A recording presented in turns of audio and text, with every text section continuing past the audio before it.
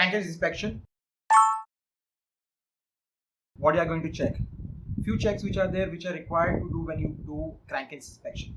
Okay. First of all, pre-checks. Let's understand what are pre-checks. Pre-checks are the preparations which you're going to do before you enter crankcase. Obviously, you cannot directly enter. As soon as you reach port, or maybe you have reached port for a long time, or you have reached anchorage, you have to wait for some time for the engine to cool down. At least 2 hours are required. So wait for 2 hours after you have stopped the engine. Make sure you run all the pumps till that time. After that, you can stop the lube oil pumps. Okay, so you have maybe main lube oil pump and you have crosshead lube oil pump, then you can have to stop both. Make sure you know that the crosshead pump has to be stopped first before stopping the main lube oil pump. Then after you have stopped, open the doors, open all the doors. Very important to ventilate, okay, because that is like an enclosed space. You will have to go through the enclosed space permit, follow the enclosed space permit entirely. Then what you do is you can start preparing what checks you are going to do.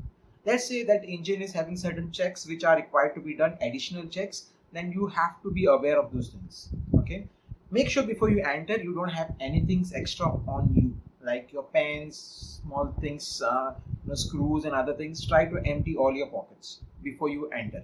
That is going to make sure that you don't drop anything there. Okay, many times you might drop and that can create problem for future. So make sure you empty all your pockets.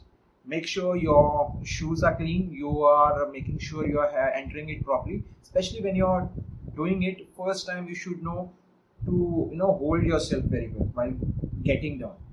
Now you have to understand that you are going to engage the turning gear and you are going to rotate the turning gear. Okay, so make sure you have the remote with you. Instead of taking a torch, I will always say anytime whenever you are entering any kind of spaces, make sure you always carry a wired lamp. Because let's say not in this scenario, but if you're entering something like cabin space, you're entering some tank. If you enter with a torch without a wire, and if someone is not aware, someone is thinking that you have already closed or you have already finished doing the inspection, then he doesn't know that you are there inside unless and until he can see you. Okay? But if you're taking a wire, just to remove the wire out, he will have to go inside and he will know that there is some person inside. So always try to use a lamp. You can carry a torch, but always also carry the lamp so that at least you know. Ventilation has to be done properly and make sure you do the checks. Okay, after you have entered, what are the things you are going to check? First of all, you have to check for any kind of bearing material or any kind of metal parts you can find in the grating. The grating is the place by which the oil is trickling down, oil is going down.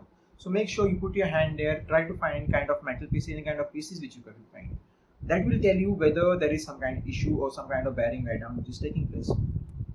Secondly, what you can look for? You can look for, hot spots.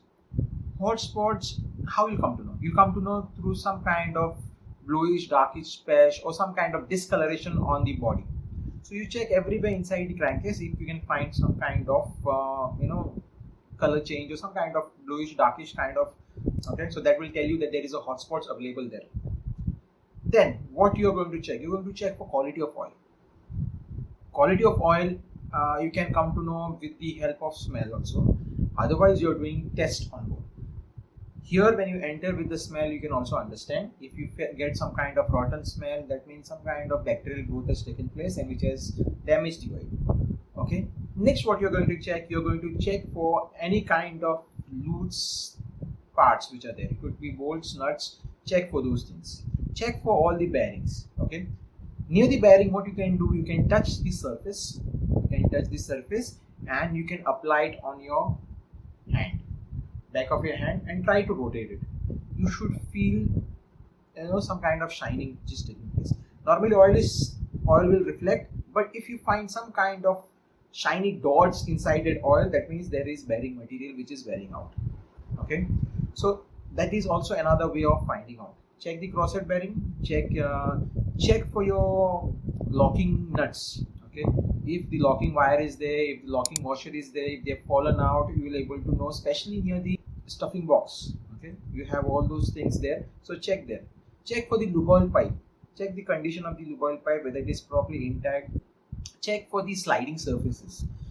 Wherever the crosshead is moving with the shoe guide, the sliding surface which is there, check the condition of that. With that, you will come to know everything is fine or not. Check for the lubricating pipe which is attached to the crosshead, whether that connection is proper or not. Check for any kind of slip marks which are there.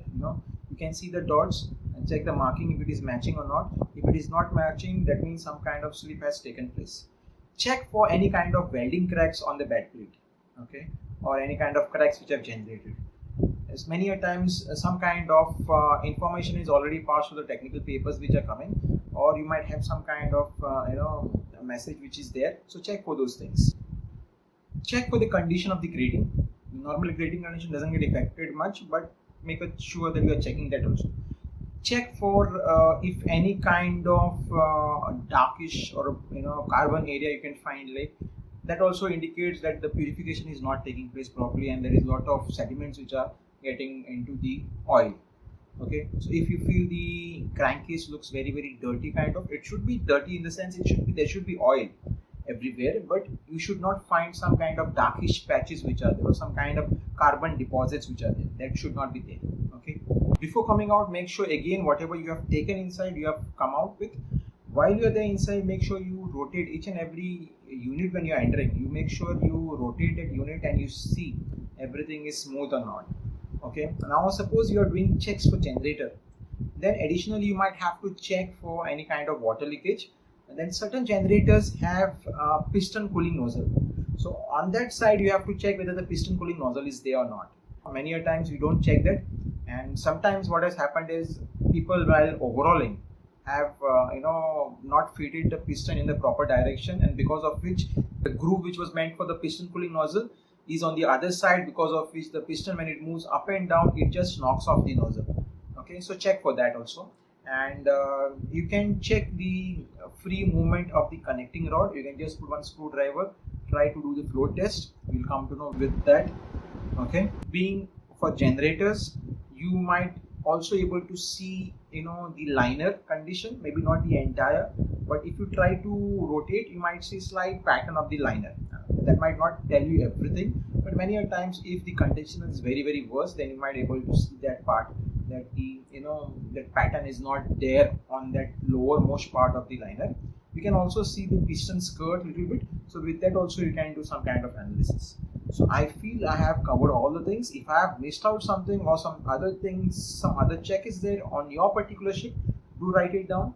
Till my next video, best of luck. If you have any other suggestion, please mention down for my next video. Thank you.